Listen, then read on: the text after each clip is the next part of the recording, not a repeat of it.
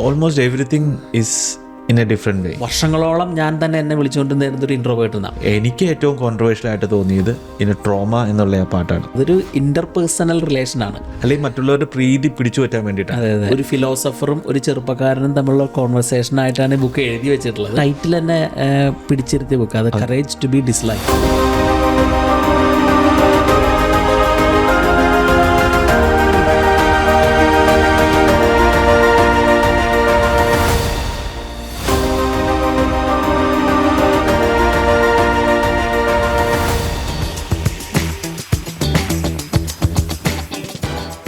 Shyam, yes, പുതിയൊരു ബുക്കും കൊണ്ടാണ് നമ്മൾ ഇന്ന് എത്തിയിരിക്കുന്നത്. എനിക്ക് തോന്നുന്നു ഒത്തിരി ആൾക്കാർ അറിയാത്ത ഒരു ബുക്കാണ്, പക്ഷേ വെരി കോൺട്രവേഴ്ഷ്യൽ ആയിട്ടൊരു ബുക്കാണ്. അതെ, നോർമൽ ജീവിതത്തിൽ സന്തോഷം കണ്ടെത്താനുള്ള നോർമൽ ചിന്താഗതികൾക്ക് എതിരായിട്ടല്ലെങ്കിൽ ഡിഫറെൻ്റ് ആയിട്ട് ചിന്തിച്ച ഒരു ബുക്കാണിത്. അതെ, the courage to be disliked ഇതാണ് ബുക്ക്. ഈ ബുക്ക് എഴുതിയിരിക്കുന്ന ആളുകൾ ഒരു ജാപ്പനീസ് ആണ്. ഞാൻ പേര് വായിച്ച് നശിപ്പിക്കുന്നില്ല. ആൽഫ്രഡ് ആഡ്ലർ എന്ന ആളുടെ തിയറീനെ ബേസ് ചെയ്തിട്ടാണ് ഈ ബുക്ക് എഴുതിയിരിക്കുന്നത്. എങ്ങനെ ഈ ബുക്കിലേക്ക് എത്തി, എന്ത് മാറ്റാണ് ഈ ബുക്ക് ശ്യാമിലുണ്ടാക്കിയത്? തീർച്ചയായിട്ടും നമ്മളൊരു ഹൗ ടു ബി ഹാപ്പി എന്ന് പറയുന്നത് നമ്മളെപ്പോഴും സെർച്ച് ചെയ്തുകൊണ്ടിരിക്കുന്ന ഒരു സാധനമാണല്ലോ. അപ്പോൾ ആ ഒരു സെർച്ചിൻ്റെ ഇടയിൽ റാൻഡം വന്ന് പെട്ടൊരു ബുക്കാണ്. പ്രത്യേകിച്ച് ആ ഒരു ടൈറ്റിൽ തന്നെ പിടിച്ചിരുത്തിയ ബുക്ക്, അത് കറേജ് ടു ബി ഡിസ്ലൈക്ക്. കാരണം നമുക്ക് ലൈഫിൽ എപ്പോഴും നമ്മൾ മറ്റുള്ള ആൾക്കാരെ എന്നെയും കൂടി സന്തോഷിപ്പിക്കലാണല്ലോ നമ്മുടെ ഒരു ജീവിതത്തിൻ്റെ ഒരു ഭാഗമായിട്ട് നമ്മൾ കാണാറുള്ളത്. മീൻസ് അങ്ങനെ നമ്മളൊരു അതിന് വേണ്ടിയിട്ട് ചിലപ്പോൾ എഫേർട്ട് എടുക്കാനുള്ളതായിട്ട് തോന്നാറുണ്ട്. എന്നാൽ ഒരു സമയത്ത് നമുക്കങ്ങനെ നമ്മൾ അതിന് വേണ്ടിയിട്ട് മാത്രം നമ്മൾ ഒത്തിരി സമയം എഫേർട്ടും ചിലവഴിക്കാറുണ്ടോ എന്നും തോന്നാറുണ്ട്. അപ്പം അങ്ങനെ ഒരു ക്യൂരിയോസിറ്റി കൊണ്ട് ഒരു റാൻഡം റീഡിലെത്തിയ ബുക്കാണ്. പക്ഷേ ഡെഫിനറ്റ്ലി എനിക്കത് വായിച്ചപ്പോൾ ആ പറയുന്ന കാര്യങ്ങളൊക്കെ ശരിയാണല്ലോ എന്ന് തോന്നി. ഇറ്റ് ഈസ് ഒരു കുറച്ച് കോൺട്രവേഴ്ഷ്യൽ ആയിട്ടുള്ളൊരു ബുക്കാണ്. കാരണം അതേവരെയുള്ള ഒരു സൈക്കോളജിക്കലി ആ ഒരു ഫിലോസഫേഴ്സ് ചിന്തിച്ചു കൊണ്ടിരുന്നത് എൻ്റെ ഡിഫറെൻ്റ് ആയിട്ട് ഒരു കുറേ കാര്യങ്ങൾ പറഞ്ഞിട്ടുള്ള ബുക്കാണ്. കാരണം അന്നത്തെയൊക്കെ ഒരു ഫേമസ് ആയിട്ടുള്ള അല്ലെങ്കിൽ ഇപ്പോഴത്തെ ഒരു അക്കാഡമിക്കലി ഫോളോ ചെയ്തുകൊണ്ടിരിക്കുന്ന സിഗ്മണ്ട് ഫ്രോയിഡ് പോലെയുള്ള ആൾക്കാരുടെ, കാൽ യങ് പോലെയൊക്കെയുള്ള ആൾക്കാരെ മാറ്റിയിട്ട് ഒരു ആഡ്ലർ ഒരു ആൽഫ്രഡ് ആഡ്ലർ എന്ന് പറയുന്ന ഒരു അന്നത്തെ 19ാം നൂറ്റാണ്ടിലെ ഫിലോസഫറിൻ്റെ കാഴ്ചപ്പാടാണ് ഈ ബുക്കിൽ കൂടെ പറയുന്നത്. അപ്പോൾ ഒരു ഫിലോസഫറും ഒരു ചെറുപ്പക്കാരനും തമ്മിലുള്ള കോൺവെർസേഷനായിട്ടാണ് ഈ ബുക്ക് എഴുതി വെച്ചിട്ടുള്ളത്. അത് തന്നെ നല്ലൊരു ഫാസിനേറ്റിംഗ്. അതെ. നമുക്കൊരു 4-5 ആഴ്ചകൾ 5 രാത്രികളിൽ ഇവർ അങ്ങോട്ടും ഇങ്ങോട്ടും സംസാരിക്കുന്നത്. ഇപ്പോൾ ഒരിക്കലും സന്തോഷം കണ്ടെത്താൻ പറ്റാത്തൊരു ചെറുപ്പക്കാരൻ, അല്ലെങ്കിൽ എല്ലാത്തിനും ഇപ്പം നമ്മുടെ ഒരു സാധാരണക്കാരൻ ചിന്തിക്കുന്ന പോലെ ചിന്തിച്ചുകൊണ്ടിരിക്കുന്ന ഒരാൾ, എന്നാൽ ഭയങ്കര ഡിഫറൻ്റ് ആയിട്ട് ആൻസർ പറയുന്ന ഒരു ഫിലോസഫർ. അതാണ് അതിൻ്റെ ഒരു സ്റ്റോറി. എന്ത് ഫാസിനേറ്റിംഗ് ആയിട്ടുള്ള എനിക്ക് തോന്നുന്നു ഈ ബുക്കിനകത്ത് almost everything is in a different way. അതിനകത്ത് എനിക്ക് ഏറ്റവും കോൺട്രവേഴ്ഷ്യൽ ആയിട്ട് തോന്നിയത് ഇനി ട്രോമ എന്നുള്ള ആ പാട്ടാണ്. അതെ.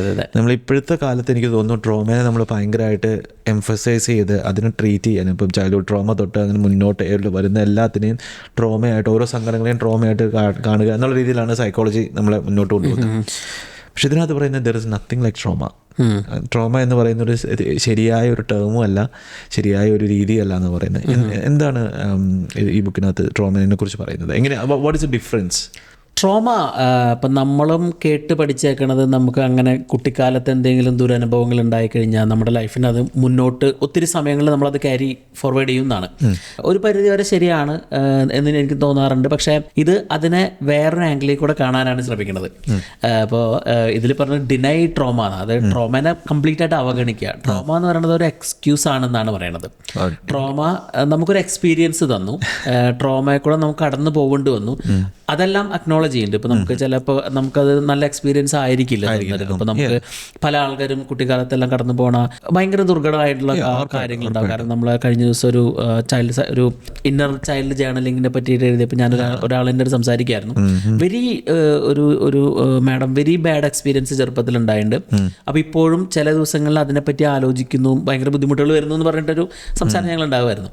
അപ്പോൾ എനിക്കും ഉണ്ടായിട്ടുണ്ട് ട്രോമ. അല്ലെങ്കിൽ നമ്മൾ ചെറുപ്പത്തിലുണ്ടാവുന്ന പല അനുഭവങ്ങളാണ് നമ്മളെ കുറേ സമയത്തേക്ക് ഒരു ഡിഫറെൻ്റ് ആയിട്ട് നമ്മൾ ചിന്തിപ്പിക്കുന്നതുമല്ല. ഉറപ്പായിട്ടും. അപ്പോൾ ഇതിൽ പറയുന്നത് നമുക്കൊരു ട്രോമ നമുക്കൊരു എക്സ്ക്യൂസ് ആണെന്നാണ് ഈ ബുക്ക് പറയുന്നത്. ഓക്കെ. അപ്പോൾ അദ്ദേഹം പറയണതെന്ന് വെച്ചാൽ ട്രോമയെ കൂടെ കടന്നു പോകുമ്പോൾ നമ്മൾ ട്രോമേനെ പിന്നീട് നമ്മളൊരു എക്സ്ക്യൂസ് ആക്കിയിട്ട് നമുക്ക് നമ്മുടെ സബ് കോൺഷ്യസ് മൈൻഡിന് ആവശ്യമുള്ള കാര്യങ്ങൾ ചെയ്യാനായിട്ട് നമ്മൾ ആ ട്രോമേനെ ഒരു ബാക്കപ്പ് പ്ലാൻ ആക്കിയിട്ട് ഉപയോഗിക്കുകയാണെന്ന്. ഇപ്പം എനിക്കൊരു ചെറുപ്പത്തിൽ എന്തെങ്കിലും ഉണ്ടായി, എനിക്ക് അതിൽ നിന്നൊരു ആങ്സൈറ്റി ഉണ്ടായി, അതിനൊരു പേടി ഉണ്ടായി. ഇപ്പം ഞാൻ വേറെ എന്തെങ്കിലും ചെയ്യാൻ നോക്കുമ്പോൾ ഞാൻ അതേപോലെ എന്തെങ്കിലും അല്ലെങ്കിൽ വേറെ എന്തെങ്കിലും അതിനെ ട്രിഗർ, ഇപ്പം എനിക്ക് ഫോർ എക്സാമ്പിൾ എനിക്ക് എൻ്റെ പേഴ്സണൽ എക്സാമ്പിൾ പറയാം, എനിക്ക് സ്റ്റേജ് ഫിയർ ഉണ്ട്. അപ്പം ഞാൻ അതിനൊരു ട്രോമയായിട്ട് അറ്റാച്ച് ചെയ്തിട്ടുണ്ട്. അപ്പം ഞാൻ വിചാരിക്കുന്നത് ഞാനൊരു 4ാം ക്ലാസ്സിലോ 4ാം ക്ലാസ്സിൽ പഠിക്കുമ്പോൾ ഞാനൊരു സ്റ്റേജിൽ കയറിയപ്പോൾ എനിക്ക് ആൾക്കാരെല്ലാം കൂവി എനിക്കൊരു മാനസികമായിട്ട് ബുദ്ധിമുട്ടുണ്ടാക്കുന്ന ഒരു അവസ്ഥ എനിക്കുണ്ടായിട്ടുണ്ട്. അതിനുശേഷം വർഷങ്ങളോളം ഞാൻ തന്നെ എന്നെ വിളിച്ചുകൊണ്ടിരുന്ന ഒരു ഇൻട്രോവേർട്ട് എന്നാണ്, അല്ലെങ്കിൽ എന്നെ ആൾക്കാർ പറഞ്ഞുകൊണ്ടിരുന്ന ഒരു ഇൻട്രോവേർട്ട് എന്നാണ്. പക്ഷെ ഞാൻ റീസെൻ്റ്ലി ഞാൻ അതിൽ നിന്ന് മാറി. എനിക്ക് ആ എക്സ്പീരിയൻസ് ഇപ്പം ഞാൻ ചിലപ്പോൾ ഈ പുസ്തകങ്ങളെല്ലാം വായിച്ചതിന് ശേഷമായിരിക്കും എനിക്ക് തോന്നുന്നത് അതിൽ നിന്ന് മാറണം എന്ന് എനിക്ക് തോന്നി. എനിക്ക് ഈസിലി അതിൽ നിന്ന് ഓവർകം ചെയ്യാൻ പറ്റി. ഞാൻ അതിൽ നിന്ന് അങ്ങനെയല്ല ഞാൻ മാറ്റി, എൻ്റെ ഒരു ഐഡൻറ്റിറ്റി എനിക്ക് മാറ്റിയെടുക്കാൻ പറ്റി. അപ്പോൾ ഞാൻ ചൂസ് ചെയ്യാണ് എനിക്ക് ആ ഒരു എക്സ്പീരിയൻസിനെ, ഞാൻ പിന്നീടുള്ള കാര്യങ്ങൾ എനിക്ക് കുറേ കാര്യങ്ങൾ ഒഴിവാക്കാനായിട്ട് ഞാൻ അത് ഉപയോഗിച്ചിട്ടുണ്ട്. ഞാനിങ്ങനെയാണ്, എനിക്ക് സ്റ്റേജ് ഫിയർ ആണ്, പെർസ്പെക്റ്റീവ് പറയണത്. ഇത് പറയണത് നമ്മൾ അങ്ങനെ അത് ഉപയോഗിക്കേണ്ടതാണ്. പക്ഷേ യു ക്യാൻ ചൂസ് ഏത് മീനിങ് ആണ് വേണ്ടത് എന്നുള്ളത്. അപ്പോൾ നമ്മൾ പറയുന്നത് എവറിത്തിങ് ഈസ് എ ലേണിംഗ്. നമ്മൾ അങ്ങനെ കാണുന്ന ആൾക്കാർക്ക് ചിലപ്പോൾ അതൊരു പോസിറ്റീവായിട്ട് എക്സ്പീരിയൻസ് ആയിട്ട് മാറ്റിയെടുക്കാൻ പറ്റുമായിരിക്കും. Past is past, you are not carry. നമ്മൾ ആ പാസ്റ്റിനെ ഇപ്പോഴും ക്യാരി ചെയ്യേണ്ട കാര്യമില്ല എന്നാണ് പറയണത്. ഓക്കെ. അത് ശരിക്കും ഒരു ഡിഫറെൻ്റ് ആയിട്ടുള്ള പെർസ്പെക്റ്റീവ് തന്നെയാണ്. എനിക്ക് തോന്നുന്നു അതേപോലെ തന്നെ ഇതിനകത്ത് വെരി ഡിഫറെൻ്റ് ആയിട്ടുള്ള രീതിയിൽ പറയുന്ന പ്രോബ്ലംസിനെ കുറിച്ച്. എല്ലാവർക്കും പ്രോബ്ലംസ് ഉണ്ട്. നമ്മളെല്ലാവരും പറയുന്നത് പേഴ്സണൽ പ്രോബ്ലംസ് ആണ്. നമ്മുടെ പ്രോബ്ലംസ് എന്ന് വെച്ചാൽ നമ്മുടെ പേഴ്സണൽ ആയിട്ടുള്ള പ്രോബ്ലംസ് ആണ്. പക്ഷേ ആഡ്ലറാണ് ഇത് പറയുന്നതെങ്കിലും ഇതിൻ്റെ ഓതേഴ്സ് പറയുന്നത് അങ്ങനെ സംഭവം ഇല്ല എന്നാണ്. എല്ലാം ഇന്റർപേഴ്സണൽ പ്രോബ്ലംസ് ആണ്. So what is interpersonal problems? അതെങ്ങനെയാണ് അതിനെ നമുക്ക് ഡിഫൈൻ ചെയ്യാൻ പറ്റുന്നത് ഒരു നോർമൽ ലൈഫിൽ? എനിക്കൊരു ലൈഫ് ചേഞ്ചിങ് മെസ്സേജ് ആയിരുന്നു കേട്ടോ. കാരണം നമ്മളും വിചാരിച്ചുകൊണ്ട് ഇപ്പം ഇത് പറയണത് എങ്ങനെയാണ്, ഇമാജിൻ ഇപ്പം നമ്മളൊരു ഐലൻഡിലാണ് ജീവിക്കണതെന്ന് വിചാരിക്കാം, അല്ലെങ്കിൽ നമ്മൾ ഒരു മനുഷ്യന്മാരില്ലാത്തൊരു സ്ഥലത്താണ് ജീവിക്കണമെന്ന് വെച്ചാൽ ഇപ്പോൾ ഉള്ള എന്തെങ്കിലും പ്രോബ്ലം നിനക്ക് ഉണ്ടാവുമെന്നാണ്. സാമ്പത്തികമായിട്ടുള്ള പ്രശ്നങ്ങൾ ഉണ്ടാവില്ല എന്നാ. അപ്പോൾ ഇത് പറയണത് എങ്ങനെയാണ്, നമ്മൾ മറ്റുള്ള ആൾക്കാർ നമ്മളെപ്പറ്റി എങ്ങനെ ചിന്തിക്കണു എന്നാലോചിച്ചിട്ടാണ് നമ്മുടെ കൂടുതൽ പ്രശ്നങ്ങളും. എന്നാൽ മറ്റുള്ള ഇപ്പോൾ ഫൈനാൻഷ്യലി ആണെങ്കിലും ആരെക്കാളേക്കാളും കൂടുതൽ പൈസ നമുക്ക് വേണം എന്ന് ആലോചിച്ചിട്ടാണ് നമ്മൾ ഫൈനാൻഷ്യലി അച്ചീവ് ചെയ്യാൻ നോക്കുന്നത്. അപ്പോൾ അത് നോക്കുമ്പോൾ നമ്മുടെ എല്ലാ റിലേഷൻഷിപ്പ് ആണെങ്കിലും അല്ലെങ്കിൽ നമുക്ക് ഈഗോ പോലെയുള്ള കാര്യങ്ങൾ നമ്മളെല്ലാം മറ്റുള്ളവരെ എന്തിനെങ്കിലും വെച്ച് കമ്പയർ ചെയ്യുമ്പോഴാണല്ലോ പ്രശ്നമുള്ളത്. അതുകൊണ്ടാണ് ഇതിന് പറയുന്നത് ഇതൊരു ഇന്റർപേഴ്സണൽ റിലേഷനാണ്. ഇപ്പം ഞാനിങ്ങനെ പറഞ്ഞു മറ്റുള്ള ആൾക്കാർ വില വയ്ക്കുന്നില്ല. അത് നോക്കുമ്പോൾ ശരിയാണ്, ഞാൻ അവരെ പറ്റി കമ്പയർ ചെയ്യുമ്പോഴാണ്, അല്ലെങ്കിൽ വേറൊരാളെ കമ്പയർ ചെയ്യുമ്പോൾ കിട്ടുന്നില്ല എന്നുള്ളൂ. അപ്പോൾ നമുക്ക് ഇതിൽ നിന്നെല്ലാമായിട്ട് നമ്മളൊന്ന് ഡിറ്റാച്ച് ചെയ്തിട്ട് നമ്മുടെ ഒരു പേഴ്സണൽ വാല്യൂ എവിടെയാണെന്ന് കറക്റ്റ് ചെയ്യാൻ പറ്റുവാണെങ്കിൽ ഈ പ്രോബ്ലംസ് എല്ലാം മാറ്റിയെടുക്കാന്നാണ് ഈ സൈക്കോളജി പറയുന്നത്. ശരിക്കും അത് ഭയങ്കര ഫാസിനേറ്റിംഗ് അല്ലേ? ശരിക്കും നമ്മൾ ഒരു ഐലൻഡിൽ പോയി താമസിച്ചാൽ നമുക്ക് ആകെയുള്ള പ്രശ്നം ഭക്ഷണവും സേഫ്റ്റി, അത്രേ ഉള്ളൂ. വേറെ ഒന്നിനെ കുറിച്ച് അറിയേണ്ട ആവശ്യമില്ല. എന്നാൽ നമുക്ക് ഇങ്ങനെ പറയാം, ഇപ്പം നമുക്ക് ഇതിൽ തന്നെ പറയേണ്ടത് നമുക്ക് ഐലൻഡിൽ അങ്ങനെ ഒറ്റയ്ക്ക് ജീവിക്കാൻ പറ്റില്ലായിരിക്കും. പക്ഷേ മറ്റുള്ള ആൾക്കാർ നമ്മളുടെ ജീവിതത്തിന് എങ്ങനെ ഡിഫൈൻ ചെയ്യണം എന്നുള്ളത്, ഡിഫൈൻ ചെയ്യേണ്ട എന്നുള്ളത് നമുക്ക് തീരുമാനിക്കാൻ പറ്റും. മനസ്സിലായില്ലേ? നമുക്ക് നമ്മുടെ ലൈഫിനെ ഡിഫൈൻ ചെയ്യാം. അന്നേരം ലിജിനല്ല എൻ്റെ ലൈഫിനെ ഡിഫൈൻ ചെയ്യണത്. ഇപ്പം ഞാൻ സക്സസ്ഫുൾ ആണെന്നുള്ളത്, ഞാൻ ഫൈനാൻഷ്യലി എന്താവണം എന്നുള്ളതും ഞാൻ എങ്ങനെയായിരിക്കണം എന്നുള്ളത് ഞാൻ ഡിഫൈൻ ചെയ്യുകയാണെങ്കിൽ എനിക്ക് ഇത്തരം പ്രശ്നങ്ങളില്ല. ഞാൻ കമ്പയർ ചെയ്യില്ല, ഞാൻ ലിജിനായിട്ടും കമ്പയർ ചെയ്യില്ല, അടുത്ത ആളുമായിട്ടും കമ്പയർ ചെയ്യില്ല. ഇപ്പം എനിക്ക് ഫൈനാൻഷ്യലി എന്തോ ആസ്പെക്റ്റിലായിക്കോട്ടെ, ഇപ്പം എനിക്ക് എന്നെ ഡിഫൈൻ ചെയ്യാൻ പറ്റും മതി. സത്യം. എനിക്കൊന്നും അത് ശരിക്കും ഒരു ഡിഫറെൻ്റ് ആയിട്ടുള്ള ചിന്താഗതിയാണ്, ലൈഫ് ചേഞ്ചിങ് തന്നെയാണ്. ഒരു ഫ്രണ്ടിനോട് ഞാൻ കഴിഞ്ഞ സംസാരിക്കുമ്പം എന്നോട് പറഞ്ഞൊരു കാര്യമുണ്ട്, ലൈഫ് അവിയൽ പോലെയാന്ന് പറഞ്ഞു. എന്ന് വെച്ചിട്ടുണ്ടെങ്കിൽ എൻ്റെ പുള്ളി പറയുന്ന എൻ്റെ ഒരു കാരണം എന്ന് വെച്ചിട്ടുണ്ടെങ്കിൽ പുള്ളിയുടെ ലൈഫിൽ ഓരോ ദിവസവും നടക്കുന്ന കാര്യങ്ങൾ, പുള്ളിയുടെ കാര്യങ്ങൾ മാത്രമല്ല, പുള്ളിയുടെ കാര്യങ്ങൾ, മറ്റേ ബോസിൻ്റെ കാര്യങ്ങൾ, കമ്പനിയിലെ കാര്യങ്ങൾ, വീട്ടിലെ കാര്യങ്ങൾ, ഇതെല്ലാം കൂടി അവിയൽ പരുവത്തിലാക്കി വെച്ചേക്കുന്നുണ്ട്. പക്ഷേ ഈ ബുക്കിനകത്ത് അതിനെക്കുറിച്ച് തന്നെ പറയുന്നുണ്ട്. നമ്മുടെ ടാസ്ക്, നമ്മൾ ഓരോ ദിവസവും ചെയ്യുന്ന ടാസ്കുകൾ അതിനെ സെപ്പറേറ്റ് ചെയ്യണമെന്ന് പറയുന്നുണ്ട്, നമ്മുടെ ടാസ്ക്കും മറ്റുള്ളവരുടെ ടാസ്കുമായിട്ട്. അത് ശരിക്കും ഒരു പുതിയ ചിന്താഗതിയാണല്ലേ? നമ്മൾ അങ്ങനെ ചിന്തിക്കാറില്ല. നമ്മളെല്ലാം നമ്മുടേതായിട്ടാണ് തന്നെ കാണുകയാണ്, നമ്മുടെ പ്രശ്നം തോന്നാറുണ്ടല്ലേ? അതെ. അപ്പം നമ്മളിങ്ങനെ പറയാമല്ലോ ലിജിൻ, ആ ഒരു സെപ്പറേഷൻ ഓഫ് ടാസ്ക് എന്ന് പറയുന്നത്. ഇപ്പം നമ്മളെല്ലാവരുടെയും പ്രോബ്ലം നമ്മൾ എടുത്തെടുക്കുകയാണ്. നമ്മൾ ഒത്തിരി പേരെ നമുക്ക് പേഴ്സണലി അറിയാം. അങ്ങനെ എല്ലാവരുടെയും പ്രശ്നങ്ങൾ നമ്മൾ ഏറ്റെടുത്തേക്കാണ്. ഇപ്പം ഞാൻ എൻ്റെ പേരൻസിൻ്റെ, എൻ്റെ അച്ഛൻ്റെ, അമ്മയുടെ, എൻ്റെ മക്കളുടെ ഒക്കെ കാര്യങ്ങൾ എല്ലാം നമ്മളുടെ പ്രോബ്ലം ആക്കിയിട്ട് എടുത്തേക്കാണ്. അപ്പോൾ ഇതിൽ പറയുന്നത് യു നീഡ് സം ഡിറ്റാച്ച്മെൻറ്റ്. അപ്പോൾ നമുക്കൊരു ഫ്രീഡം വേണമെങ്കിൽ ഇറ്റ് നീഡ് സം ഡിറ്റാച്ച്മെൻറ്റ് എന്ന് വെച്ച് കഴിഞ്ഞപ്പോൾ ഞാൻ എൻ്റെ മകനെയോ അല്ലെങ്കിൽ എൻ്റെ ബ്രദറിനോ ഇന്ന എൻജിനീയർ ആക്കാനായിട്ട് ഞാൻ നിർബന്ധിച്ച് പഠിപ്പിക്കുകയാണെന്ന് വിചാരിക്കാം. ഇപ്പം എൻ്റെ ടാസ്ക് ചിലപ്പോൾ അവന് പഠിക്കാനുള്ള സൗകര്യം തിരഞ്ഞു കൊടുക്കലായിരിക്കാം, അല്ലാണ്ട് അവനെ എൻജിനീയർ ആക്കലല്ല. Task into him. അപ്പോൾ നമ്മൾ അതിനൊന്ന് ഡിറ്റാച്ച് ചെയ്ത്, ഇപ്പോൾ നമ്മൾ ഈവൻ പാർട്ണർ ആണെങ്കിൽ പോലും വൈഫാണെങ്കിൽ പോലും നമുക്ക് ദേ ഹാവ് എ ചോയ്സ്. അപ്പം നമ്മളൊന്ന് മാറ്റിയെടുത്ത് കഴിഞ്ഞിട്ട് അങ്ങനെ ഒരു റെസ്പെക്ട് ചെയ്യാൻ നമുക്ക് പറ്റുവാണെങ്കിൽ നല്ലതായിരിക്കും എന്ന് പറയുന്നത്. അതൊരു ആ ഒരു സെപ്പറേഷൻ ഓഫ് ടാസ്ക് നമുക്ക് പിന്നെ നോക്കുമ്പോൾ തിരിഞ്ഞ് നോക്കുമ്പോഴാണ് നമുക്ക് ആലോചിക്കുമ്പോൾ ശരിയായിരിക്കും അല്ലേ. ഇപ്പം നമ്മൾ എല്ലാവരുടെ പ്രോബ്ലം നമ്മൾ എടുക്കേണ്ട കാര്യമില്ല. ഇപ്പം ഞാൻ ലിജിൻ്റെ പ്രോബ്ലം, എല്ലാവരുടെ പ്രോബ്ലം ഞാൻ എൻ്റെ ഒരു ടാസ്ക് ആക്കി എടുത്തിട്ട് ഞാൻ എൻ്റെതായിട്ട് സൊല്യൂഷൻ പുഷിൻ ചെയ്യുമ്പോഴാണ് അതിൽ പ്രശ്നങ്ങൾ ഉണ്ടാവുന്നത്. എനിക്കും പ്രശ്നങ്ങൾ ഉണ്ടാവുന്നത്, ലിജിനും പ്രശ്നങ്ങൾ ഉണ്ടാവുന്നത്. അപ്പോൾ നമ്മളൊന്ന് ഡിറ്റാച്ച് ചെയ്യാന്ന് പറയില്ലേ. എനിക്കൊന്നു ഇപ്പം ഈ ആളുകൾ ഈ ടാസ്കുകൾ ചെയ്യുന്നതിൻ്റെ കാരണം തന്നെ മറ്റുള്ളവരെ സന്തോഷിപ്പിക്കാനാണ്. അല്ലേ, അല്ലെങ്കിൽ മറ്റുള്ളവരുടെ പ്രീതി പിടിച്ചു പറ്റാൻ വേണ്ടിയിട്ടാണ്. എനിക്ക് എപ്പോഴും തോന്നാറുണ്ട്. ഞാനാണെങ്കിലും ഇപ്പം അല്ലെങ്കിൽ മറ്റുള്ളവരുടെ ദേഷ്യം ഒഴിവാക്കാൻ വേണ്ടിയിട്ടാണ്. ഇതിനകത്ത് പറയുന്ന കാര്യം നമ്മൾ അതിനു വേണ്ടി ശ്രമിക്കരുതെന്ന് പറയുന്നത്. മറ്റുള്ളവരുടെ പ്രീതി പിടിച്ചു പറ്റാൻ വേണ്ടിയിട്ട്, അല്ലെങ്കിൽ don't try hard to be liked. അതും എനിക്ക് തോന്നുന്നു ഇച്ചിരി പാടാതെ അങ്ങനെ ചിന്തിക്കാൻ. അത് പ്രത്യേകിച്ച് നമ്മൾ ഇന്നത്തെ സോഷ്യൽ മീഡിയ കാലത്ത് നമ്മൾ ആ ഒരു ലൈക്സ് പോലും നമ്മൾ കൗണ്ട് ചെയ്തുകൊണ്ടിരിക്കുന്ന സമയമാണല്ലോ. അപ്പോൾ നമുക്ക് ആ ഒരു എക്സ്റ്റേണൽ വാലിഡേഷൻ ഭയങ്കരമായിട്ട് നമ്മുടെ ലൈഫിന് ഇൻഫ്ലുവൻസ് ചെയ്തുകൊണ്ടിരിക്കുന്ന കാര്യം. അല്ലെങ്കിൽ നമ്മൾ മറ്റുള്ള ആൾക്കാർ നമുക്ക് പറ്റി തരുന്ന പോസിറ്റീവ് ഫീഡ്ബാക്കും നമുക്ക് തരുന്ന ആ ഒരു വാലിഡേഷൻ, ഒരു അപ്രൂവൽ എന്നൊക്കെ പറയില്ലേ. നമ്മളെല്ലാവരും ഒരു പരിധി വരെ അതിൽ പുറകെ നടക്കുന്ന ആൾക്കാരായിരിക്കും. ഞാനും ഒരു സമയം വരെ നടന്നിട്ടൊക്കെ ഉണ്ട്. പക്ഷേ എനിക്ക് ഇപ്പോൾ കുറച്ചും കൂടി ഒരു ക്ലാരിറ്റി ഉണ്ട് എന്താണ് വേണ്ടതെന്നും വേണ്ടാത്തതെന്നും. എന്നാൽ നമ്മൾ മറ്റുള്ള ആൾക്കാരുടെ നിന്ന് കിട്ടുന്ന ഒരു പോസിറ്റീവ് എൻകറേജ്മെൻറ്റിന് വേണ്ടിയിട്ട് നമ്മൾ ഓരോന്നും ചെയ്യുന്നു. അപ്പോൾ നമ്മൾ അവരെ ഹാപ്പി ആക്കാൻ ശ്രമിക്കുകയാണ്. അത് നമ്മൾ ഡിസപ്പോയിൻ്റ് ആക്കും. നമ്മൾ അടുത്ത ആളാണ് തീരുമാനിക്കേണ്ടത് എന്നിൽ ലിജിൻ ഹാപ്പി ആവണോ. അപ്പോൾ ലിജിൻ ഹാപ്പി ആവാത്തടത്തോളം കാര്യം ഞാൻ ഡിസപ്പോയിൻ്റഡ് ആണ്. അപ്പം നമ്മളെ ഹാപ്പി ആക്കാനല്ല ശ്രമിച്ചുകൊണ്ടിരിക്കുന്നത്, നമ്മൾ മറ്റുള്ള ആൾക്കാരെ ഹാപ്പി ആക്കാനാണ് ശ്രമിച്ചുകൊണ്ടിരിക്കുന്നത് അല്ലേ.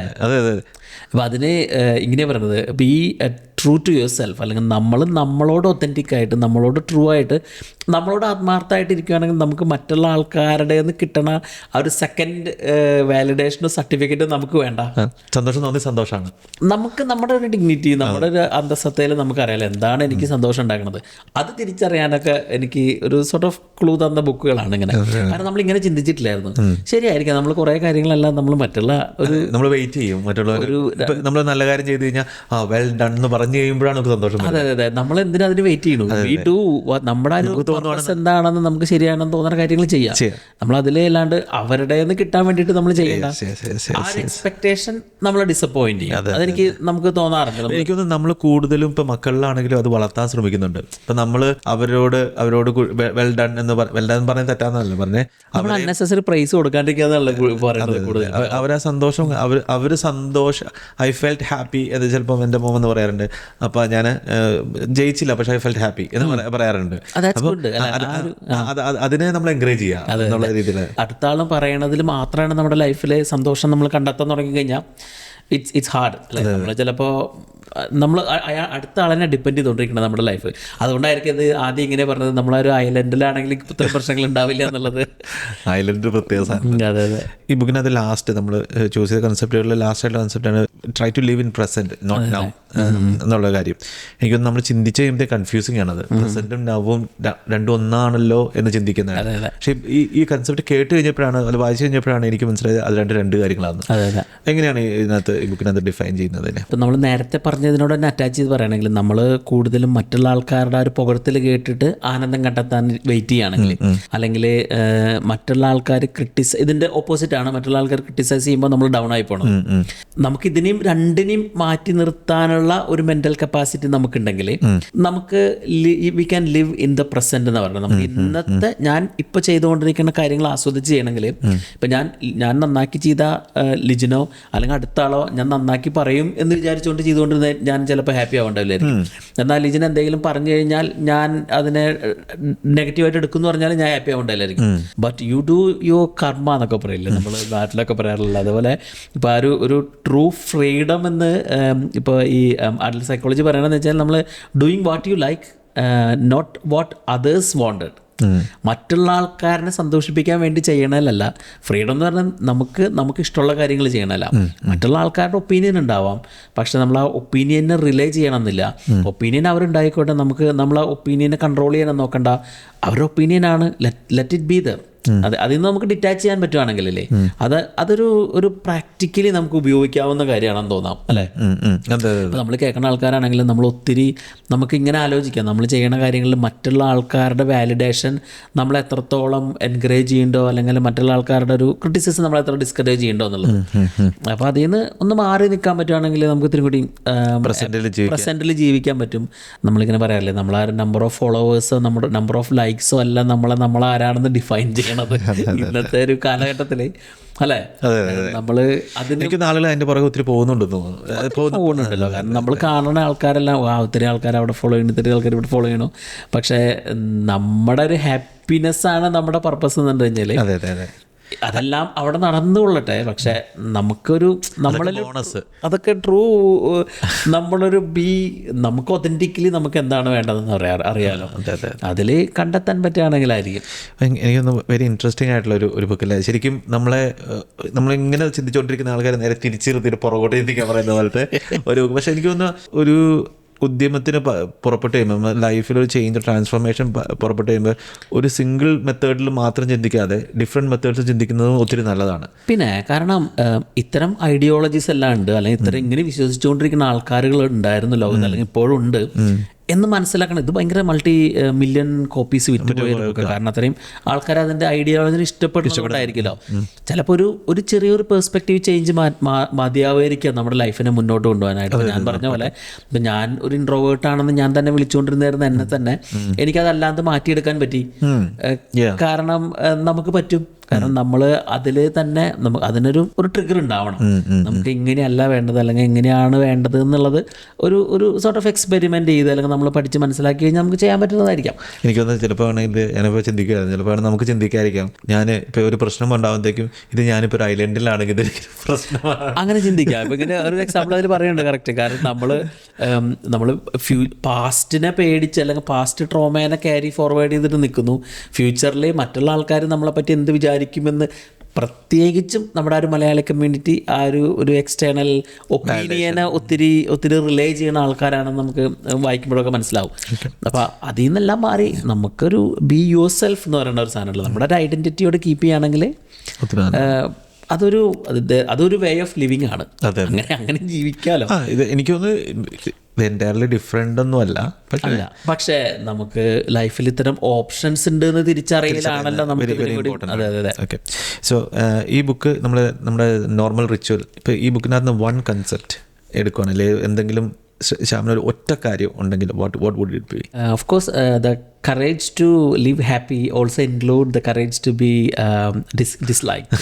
അതായത് നമുക്ക് സന്തോഷമായിട്ട് ജീവിക്കാനുള്ള ധൈര്യം വേണമെങ്കിൽ മറ്റുള്ള ആൾക്കാരെ ഇഷ്ടപ്പെടാതെ ഇരിക്കുമ്പോഴും സന്തോഷം കണ്ടെത്താൻ പറ്റണം. കറക്റ്റ് അല്ലേ? എനിക്ക് ട്രംപിന് ഓർമ്മ വരുന്നു. അതെ പുള്ളിയുടെ സന്തോഷം എത്ര പേരെ ഉള്ളിൽ ഇത് പറയുന്നത്. പക്ഷേ അല്ലേ നമ്മൾ മറ്റുള്ള ആൾക്കാരുടെ മാത്രം ഹാപ്പിനെസ്, മറ്റുള്ള ആൾക്കാരല്ലല്ലോ നമ്മുടെ ഹാപ്പിനെസ് ഡിഫൈൻ ചെയ്യേണ്ടത്. അതാണ് ദാറ്റ്സ് ലവ്ലി. അപ്പോൾ അടിപൊളി. അപ്പം നിങ്ങൾക്ക് ഈ ഒരു പെർസ്പെക്റ്റീവ് എപ്പോഴെങ്കിലും ചിന്തിച്ചിട്ടുണ്ടെങ്കിൽ, അല്ലെങ്കിൽ ഈ ഒരു പെർസ്പെക്റ്റീവ് നിങ്ങൾക്ക് ഇതൊരു പുതിയതാണെങ്കിലും ഇതിൻ്റെ അടിയിലൊന്ന് കമൻറ്റ് ചെയ്യുക. അറിയാനാണ്. അതെ ഇങ്ങനത്തെയുള്ള കൺസെപ്റ്റുകൾ ഇങ്ങനെ ഡിഫറെൻറ്റ്, ഇത് ഭയങ്കര ഡിഫറെൻ്റ് ആയിട്ടുള്ളൊരു കൺസെപ്റ്റാണല്ലോ. അപ്പം നിങ്ങൾക്ക് ഇതിനെ എന്താണ് നിങ്ങൾ ട്രിഗർ ചെയ്തത്, അതോ നിങ്ങൾക്ക് തോന്നുവാണോ ഓക്കെ ഇതൊന്നും ശരിയല്ല എന്ന് തോന്നുവാണെങ്കിൽ അതും. നെഗറ്റീവ് കമൻറ്റ്സ് നമുക്കൊരു പ്രശ്നമുള്ള കാര്യമല്ല. സോ അതാണെങ്കിലും കമൻറ്റ് ചെയ്യുക. നമുക്കപ്പോൾ ഇങ്ങനെയുള്ള ബുക്കുകൾ ചൂസ് ചെയ്യുമ്പം അത് ഞങ്ങൾക്ക് ഭയങ്കര ഹെൽപ്ഫുൾ ആയിരിക്കും. Okay. So do comment, do subscribe, do എന്താ പറയുക, ഇഷ്ടപ്പെട്ടെങ്കിൽ ലൈക്ക് ചെയ്യുക. നിങ്ങൾക്ക് ഇതുകൊണ്ട് ആർക്കെങ്കിലും വാല്യൂ ഉണ്ടാവും തോന്നുന്നുണ്ടെങ്കിൽ അവർക്കൊന്ന് ഷെയർ ചെയ്യുക. കാരണം ഒത്തിരി പേര് നമ്മൾ പല സമയങ്ങളിൽ സമയങ്ങളിലായിട്ട് കോൺടാക്ട് ചെയ്തുകൊണ്ടിരിക്കുന്നുണ്ട്, ഞങ്ങൾ സംസാരിച്ചുകൊണ്ടിരിക്കുന്നുണ്ട് അല്ലേ. അതെ. പിന്നെ നമ്മുടെ വാട്സപ്പ് ഗ്രൂപ്പിൻ്റെ ലിങ്ക് ഇതിനകത്ത് ഇട്ടിട്ടുണ്ട്. നിങ്ങൾക്ക് ആർക്കെങ്കിലും അത് ജോയിൻ ചെയ്യുന്നുണ്ട്, നിങ്ങൾ ഈ കോൺവെർസേഷൻ കുറച്ചുകൂടെ പേഴ്സണലായിട്ട് കുറച്ചുകൂടെ അടുത്ത് നമുക്കിതിന് മുന്നോട്ട് കൊണ്ടുപോകണമെന്നുണ്ടെങ്കിൽ that's there. So join that. But thanks for listening. And നമ്മൾ തിരിച്ചു വരുന്നതാണ് പുതിയ ബുക്കായിട്ട്. Thank you.